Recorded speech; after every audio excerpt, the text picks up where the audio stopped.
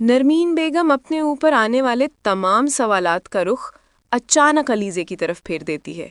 وہ سب کے سامنے کہتی ہے، اگر مجھے پتا ہوتا کہ نمرا نے شادی کر رکھی ہے تو یقیناً علیزے کو بھی پہلے سے سب کچھ معلوم ہوگا، اور اس نے یہ بات چھپائی کیوں؟ آپ دیکھ رہے ہیں پاک ڈرامہ ریویو، اور آج ہم بات کرنے جا رہے ہیں ڈرامہ سیریل مہرہ کے آنے والی قسط کے مکمل، سچے اور دھماکے دار ریویو کی۔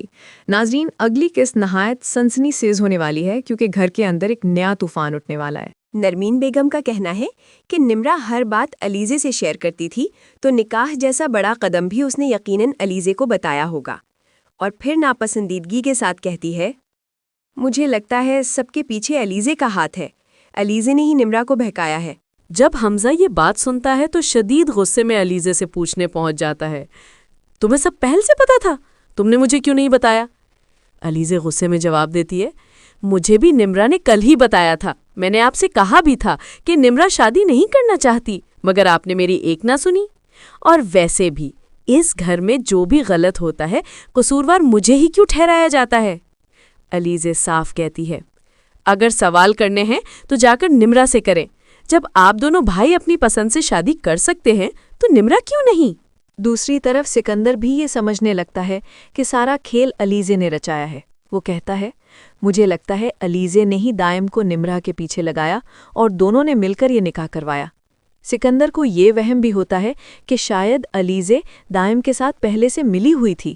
اصل میں علیزے دائم کو سکندر کی حقیقت سے آگاہ کرتی ہے اور کہتی ہے، سکندر نے میری بہن انوشے کی زندگی برباد کی، اسے نکاح کے نام پر دھوکہ دیا، پھر طلاق دے کر گھر سے نکال دیا، مجھے تمہاری مدد چاہیے اسے بے نقاب کرنے کے لیے۔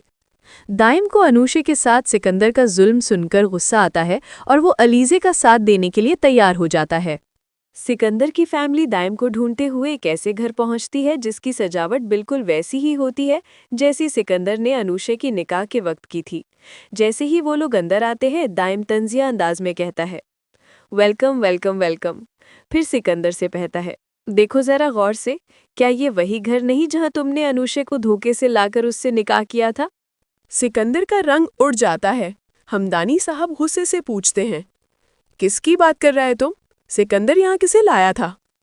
سکندر شرمندگی سے نظریں جھکا لیتا ہے، جبکہ عریشہ کے ہاتھوں کے طوطے اڑ جاتے ہیں کیونکہ اسے سب معلوم ہوتا ہے۔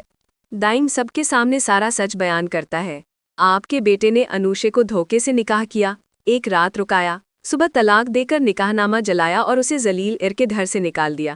پھر کہتا ہے، میں نے تو نمرا کو طلاق بھی نہیں دی، میں تو اسے عزت سے واپس لانے والا تھا، مگر آپ سب لشکر کی طرح مجھ پر چڑھائے۔ جیسے ہی دائم انوشے کا ذکر کرتا ہے، علیزے آگے بڑھ کر سکندر کا گریبان پکڑ لیتی ہے۔ وہ چیختی ہے، ہاں میں علیزے ہوں، اور انوشے میری بہن کی، میری بہن کو خودکشی پر تم نے مجبور کیا، تم اس کے قاتل ہو، اب میں تمہیں نہیں چھوڑوں گی۔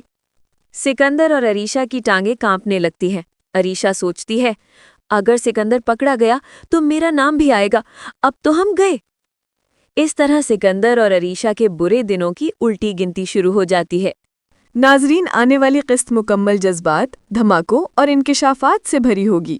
اگر آپ کو ہمارا ریویو پسند آئے تو ہمارے چینل پاک ڈرامہ ریویو کو لائک، شیئر اور سبسکرائب کرنا نہ بھولیں۔